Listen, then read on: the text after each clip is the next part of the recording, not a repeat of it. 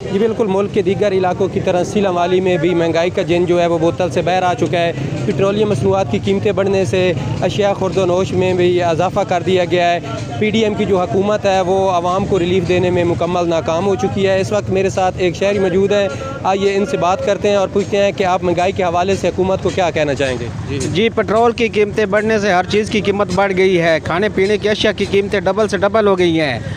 हम 600-700 हमारी मजदूरी, हम दिहाड़ीदार बंदे हैं, हम 600-700 में अपने बच्चों की फ़ीस अदा करें, उनके लिए आटा ख़रीदें, उनके लिए सामान अपना राशन ख़रीदें। बताएं हम करें तो क्या करें?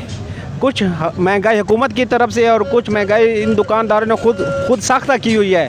हमारी हुकूमत पाकिस्तान से ये अपील है कि इस महंगाई पर काबू पाया जाए। जी, जैसा कि आपने शहर की बात सुनी, इनका कहना था कि खुदारा हमारी हुकूमत से अपील है कि कुछ महंगाई पर काबू पाया जाए ताकि हम 2 वक्त का खाना जो है वो सुकून से खा सकें। जी।